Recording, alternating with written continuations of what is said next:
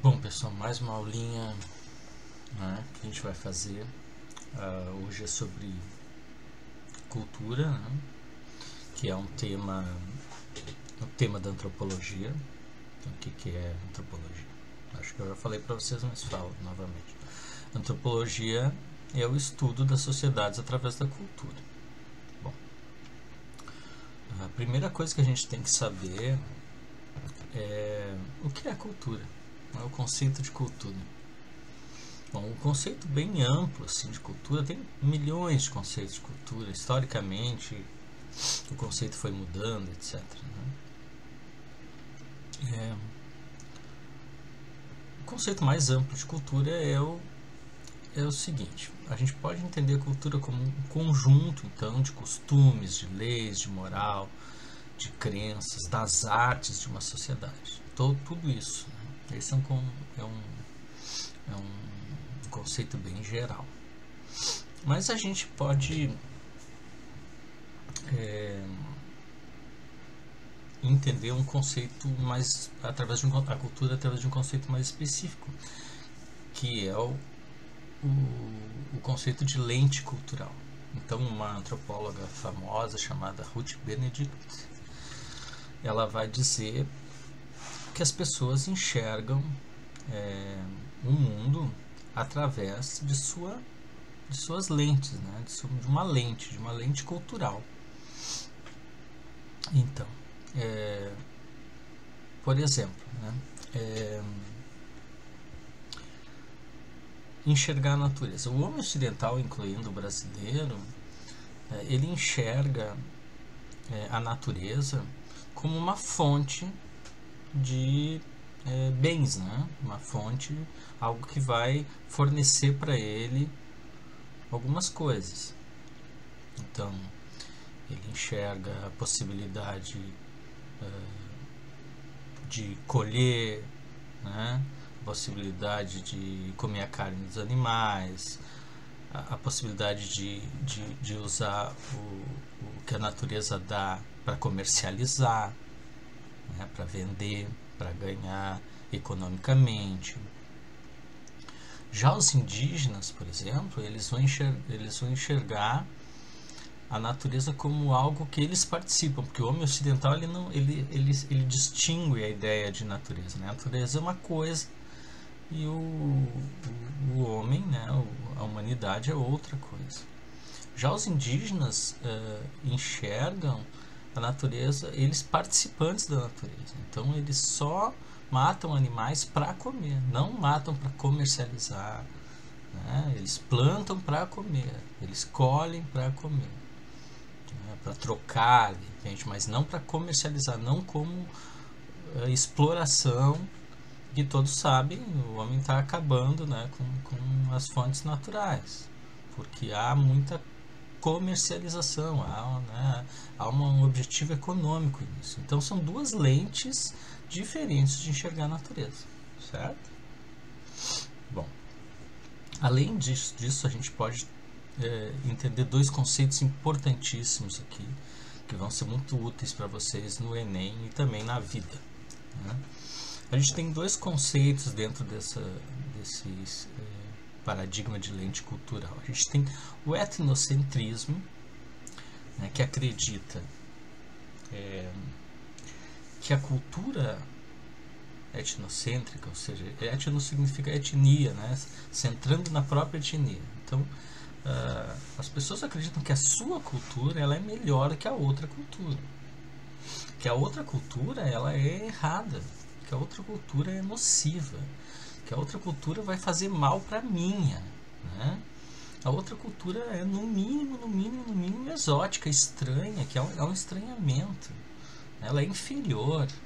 Então, o exemplo clássico que a gente observa diariamente é em relação à música, por exemplo, né? A roupas, por exemplo, a música, né? Muitas pessoas acreditam que o funk ele é inferior, é uma cultura inferior, uma cultura musical inferior, é uma cultura de roupas inferiores, né? Uma cultura de comportamento inferior, moralmente nocivo, né?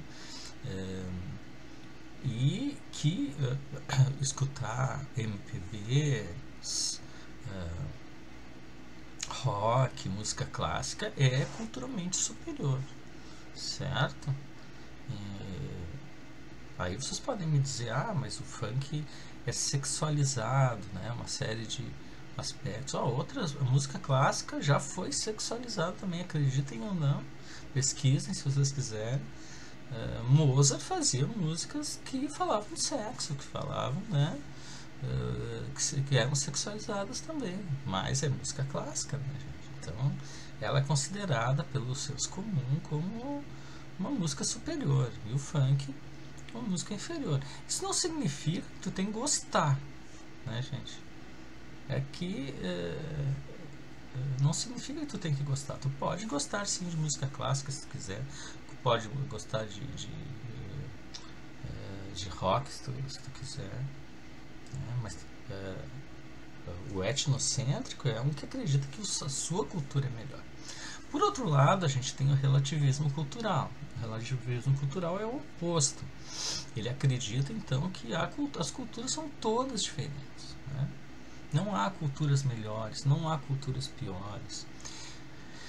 E que, para tu entender a cultura do outro, tu tem que pesquisar sobre ela, tu tem que se inserir nela, tem que participar de algum jeito para entender o contexto. Por que as letras do funk são sexualizadas, né? Qual é o contexto disso? Por que a letra dos rappers falam de protesto? Por que há uma certa descrição do tráfico de drogas em alguns funks, né? Qual é o contexto que gerou esse tipo de letra, né? Bom, então a gente viu aí os dois principais conceitos que podem cair no meio. Um outro conceito interessante que está muito em voga aí, muito na moda, é a identidade cultural. Vocês sabem, né? A gente tem os movimentos sociais, aproveitar que está falando dos movimentos sociais. Os movimentos sociais, eles estão extremamente focados na cultura dos grupos. A gente tem o movimento antirracista, focado na identidade cultural, né, do preconceito que os negros sofrem por eles estarem a sua música, a sua roupa, a sua maneira de ser considerada errada de alguma maneira, ou se criar preconceitos em relação a ela. O movimento feminista também está focado contemporaneamente na cultura, né, e também o movimento LGBTQIA+, né, que exclui quem tem uma sexualidade alternativa, digamos assim, né, como uma sexualidade errada, né, como uma sexualidade não aceita pela sociedade. Então esses grupos lutam para naturalizar a sua maneira de ser, né, perante outros grupos sociais. Bom, o que caracteriza uma identidade cultural de um determinado grupo? Um sentimento de pertencimento, né? Então, por exemplo, as mulheres organizadas em movimentos sociais, elas se identificam pela corporalidade, pelos gostos, pela roupa, pelas lutas em comum, luta por melhores condições de salário, luta pela livre sexualidade, luta por ter acesso a determinados postos de trabalho que eram sempre ocupados por homens, né? Então isso tudo gera um sentimento de pertencimento, certo? Se identificam pelas semelhanças, né? Os símbolos, né? Símbolos de luta, o símbolo da mulher, o símbolo, história, a sua própria história da luta feminista, que teve várias fases, né? Os costumes e etc. e pelas diferenças, né, em relação a outros grupos sociais. Por exemplo, a mulher, ela sente a dor do parto, ela engravida, e os homens nunca vão sentir isso. Então elas já se identificam culturalmente pela diferença, né? Pela diferença. Toda a sensação que todos os sentimentos que ocorrem durante uma gravidez, o homem nunca vai sentir. Ele sente de outra maneira, né? Porque ele está junto à mulher, etc. Quando está. Mas não é a mesma sensação, não é a mesma. Não reflete da mesma maneira. E a apropriação cultural? Bom, a apropriação cultural é o seguinte. Vou citar o exemplo do uso de turbantes e roupas femininas que são de origem da cultura afro, né? E que aconteceu vários casos aí no Brasil, né? O que acontece? Não é que não possa usar uma roupa que é da cultura negra, por exemplo, afrodescendente. Não é que não possa. Acontece o seguinte, acontece que enquanto esta roupa, por exemplo, o turbante, as roupas coloridas, que são muito de origem afro, né, eram usadas pelas mulheres negras, eram ridicularizadas. Ai, que horror, ai, que brega usar essas cores todas, esse turbante, né? Isso as mulheres brancas criticando. Mas quando a indústria da moda abraçou essa vestimenta e tornou isso um comércio, tornou lucrativo, gerou valor, né? Gerou valor, porque aí entrou na moda, aí era chique usar esse tipo de roupa, era alternativo, né? As mulheres brancas começaram a usar, porque, né, gera status, gera visibilidade. E aí, né, gente, quer dizer, antes era ridículo, era brega, agora gera visibilidade, status, né? Então há uma razão para os movimentos negros, de mulheres principalmente, ou até de homens também, lutarem contra essa apropriação cultural, que é se apropriar da cultura do outro sem considerar a origem dessa cultura, o contexto dessa cultura, né? Apenas por estar na moda. A aculturação. O que é a aculturação? A aculturação é o seguinte, é o choque entre dois grupos sociais com culturas diferentes, mas um grupo insere sua cultura mais poderosamente sobre a outra, influencia a outra por uma série de fatores, né? Essa incidência com força pela mídia, né? E até um grupo que sofre que tem menos influência nessa cultura, ele acaba tendo que se submeter tem menos influência nessa aculturação, né? Nesse encontro de duas culturas, uma mais poderosa, mas com mais capacidade de influenciar, mais difundida que a outra, e a outra tendo que muitas vezes se submeter. Isso a gente pode citar um exemplo bem simples: um acampamento indígena que os indígenas moram perto de uma cidade, né? Por exemplo, um indígena que mora perto de uma cidade, ele tem que usar roupas, ele tem que usar calção, ele tem que usar camisa, né? Ele tem que se adaptar. Então isso é uma aculturação, e ele é obrigado a se adaptar. Como é que ele vai andar nu, né? Perto de uma outra cultura que diz que o nu é uma coisa feia, o nu é uma coisa horrorosa, que é imoral, etc. Certo? Beleza? Mas isso não significa que os indígenas deixam de ser indígenas, entendeu? Eles não deixam de ser indígenas, certo? Eu falei índios, é um horror. Não se fala indígenas porque porque são vários grupos diferentes. Índios é o jeito que o português nomeava os outros, como se fossem uma só cultura, mas não, porque eles não conheciam, né? Então eles estereotiparam os indígenas, né? Mas tinha, nossa, vários grupos indígenas diferentes, com culturas diferentes, por isso chamamos indígenas. Bom, e para finalizar, aí escolas antropológicas, então, para saber um pouquinho da história da antropologia, certo? No século XIX, a escola predominante era o evolucionismo, muito ligada à questão etnocêntrica, né? A ideia de que os europeus se consideravam como o top da evolução cultural, a cultura mais poderosa, mais uma cultura superior, evoluída, e tribos indígenas, tribos africanas, tribos australianas eram selvagens, certo? Esse ponto de vista considera o europeu, e muita gente ainda acredita nisso, né? Aí você realmente eles vivendo em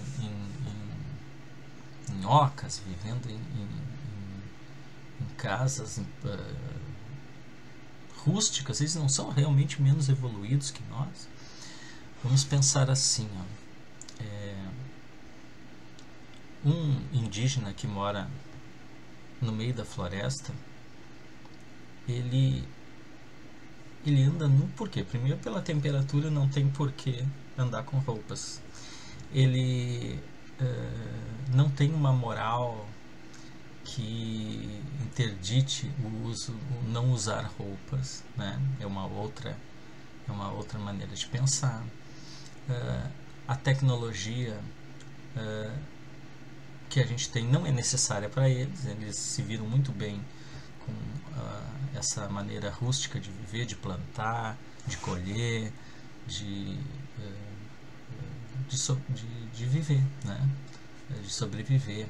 Eles não precisam da nossa tecnologia. Então, eles criaram a tecnologia suficiente para sobreviver, certo? A gente criou novas tecnologias, internet, não sei o quê, porque a gente está em maior número, a gente precisa de repente se comunicar melhor, e talvez a gente nem precisasse de tanta tecnologia, né? Mas a gente tem a questão do capitalismo, né? Que está sempre produzindo novas necessidades, etc, etc, né? Que a gente precisa estar mudando a tecnologia para vender, para produzir valor econômico, etc. Bom, mas é isso. Então, se considerar superior porque vive de uma maneira diferente, não funciona. Não. Eles sempre viveram muitos anos, milhares de anos sem precisar da tecnologia do branco, né? Certo? Bom, o difusionismo, o que é? Acreditava-se que grupos, que cultura, a cultura teria origem, uma determinada cultura teria origem num ponto geográfico específico e ela teria sido difundida para outros. Mas isso foi muito difícil de provar, porque se tem eventos que foram descobertos em que determinado dispositivo, por exemplo, foi criado em pontos quase que simultaneamente. Então, muito difícil em pontos geográficos, em lugares, né, quase simultaneamente. Costumes também eram utilizados em lugares quase que simultaneamente. Então, não se prova que há uma origem geográfica para um costume, ou uma cultura, ou uma maneira de pensar, esse tipo de coisa. Não, é difícil. O culturalismo, então, está mais ligado ao relativismo cultural. Então, foi um movimento muito forte nos Estados Unidos. Franz Boas é um antropólogo principal desse movimento, que acreditava, então, nas culturas, que as culturas seriam diferentes. E para a gente entender essas culturas, a gente teria que, através de um método chamado etnográfico, que é se inserir em determinada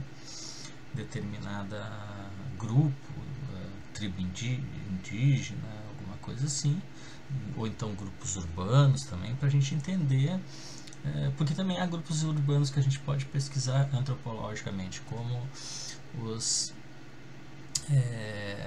os rappers, os funkeiros, os bikers, o pessoal das raves. Então são grupos urbanos que através dessa cultura interna que eles têm, a gente pode tentar entender eles, né, inserindo e tendo um diário e anotando, né,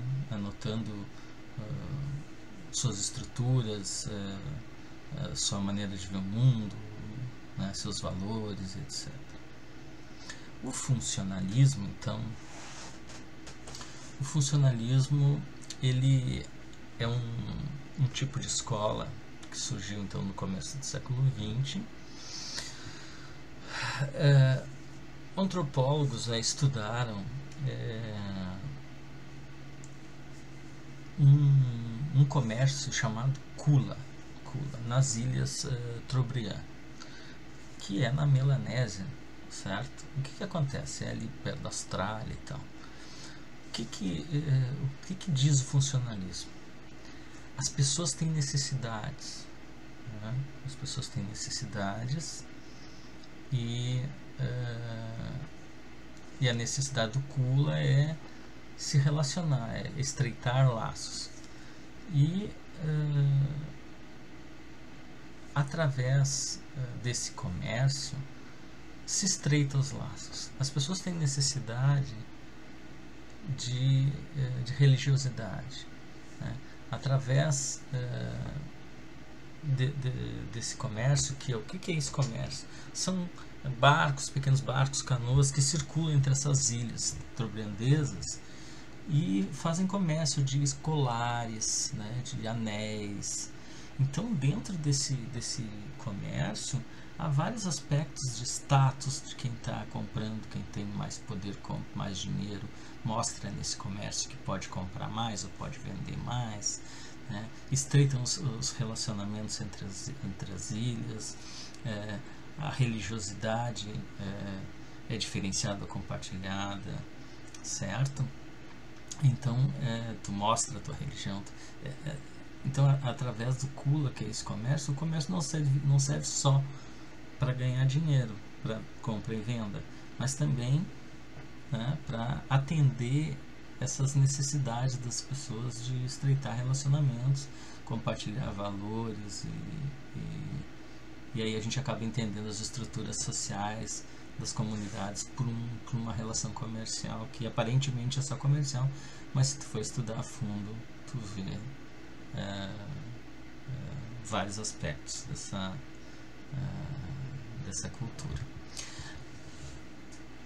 O principal antropólogo do funcionalismo é o Malinowski, tá? A escola estruturalista. Bom,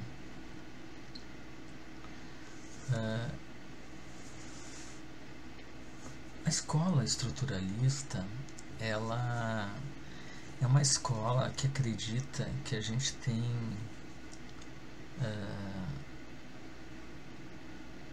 maneiras de pensar, de sentir, que são estruturais em todo ser humano e que vai ter isso em todas as culturas, né? Vai ter isso em todas as culturas. Por exemplo, uma obra importante é chamado Tabu do Incesto, tá? O que é o tabu do incesto? Por exemplo, sempre aparece essa tela, se eu mexo no mouse aparece essa tela marrom, mas enfim. O que acontece? Por exemplo, vocês sabem muito bem que há interditos, né? Interditos na sexualidade do homem ocidental, da gente, né? da nossa cultura. Por exemplo, você sabe muito bem que pai e filha, mãe e filho, mãe e filha, pai e filho, não há uma autorização para ter uma relação sexual. Isso é de todas as maneiras interditado, tanto moralmente como biologicamente, né?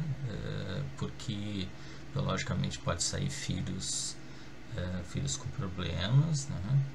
Pelo menos é uma narrativa que se apresenta, por causa da interação dos genes, alguma coisa assim, certo? Eu não sou da biologia, né? Mas então é interditado esse tipo de relação. Todas as comunidades, sejam ocidentais, orientais, têm uma interdição nesse sentido. Pode não ser a mesma, por exemplo. Determinada tribo lá na Polinésia, o pai não pode transar com...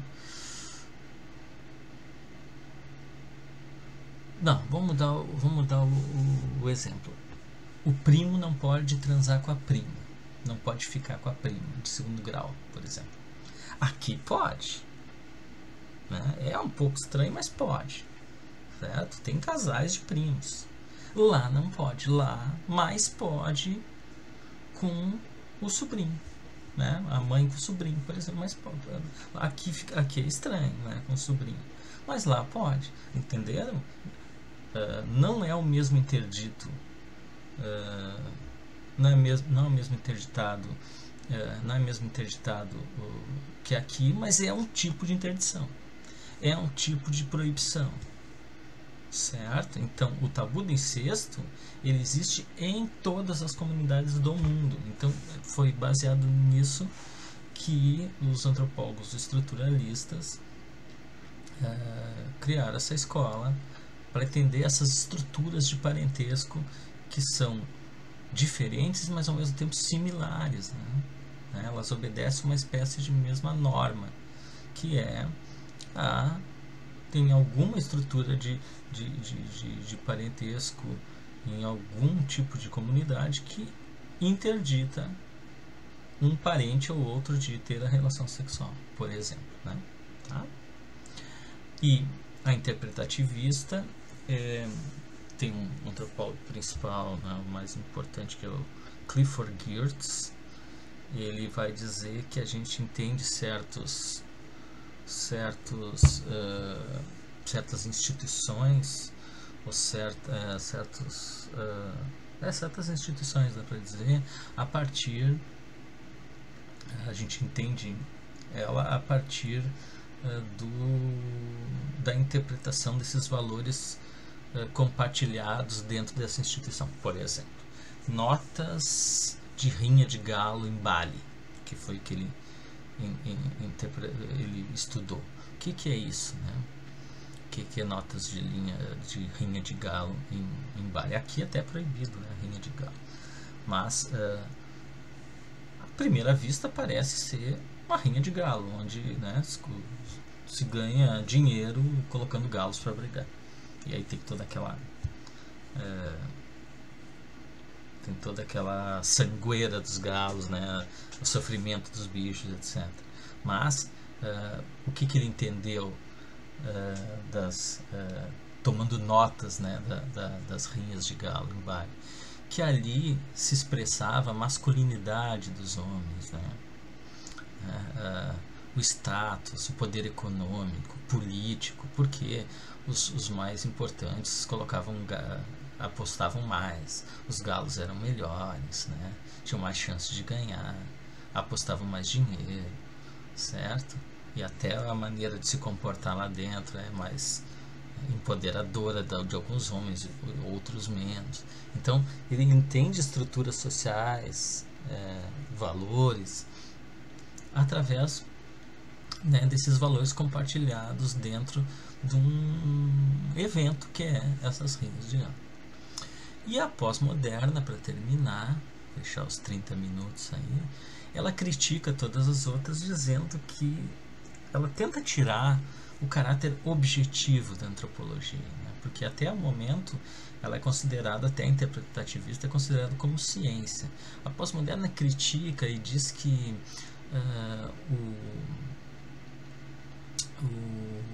a narrativa do antropólogo, ela passa por toda uma linguagem que é ocidental, né, que acaba dando uma visão muito estereotipada de grupos, né? E pior, através essa linguagem influencia o próprio grupo, né, que produz essa atividade. Por exemplo, o candomblé. Né? O candomblé é estudado por antropólogos, né, ocidentais, é uma religião de origem africana e tem uma narrativa sobre ele. É uma narrativa. E essa narrativa passa por uma linguagem acadêmica, né, uma linguagem que cria uma narrativa sobre o candomblé, que muitas vezes é vista pelo próprio candomblecista como algo, como a verdade das coisas. E o candomblé foi passado de pai para filho por uma linguagem específica, uma linguagem lá africana e depois com influência brasileira e tal, mas então o próprio candomblecista entra em choque com os seus, porque ele considera a narrativa do antropólogo como a correta, como a certa, como a verdadeira, certo? Então a antropologia pós-moderna, ela acaba dizendo que não, que é assim, ó, pode haver, pode, mas é uma literatura, é uma história que não tem que ter pretensão de verdade, né? Apenas uma narrativa visando o antropólogo. Tá, beleza, deu 31 minutos, deu bastante, mas bom, assistam, por favor, vai fazer bem para vocês. Obrigado, pessoal, até.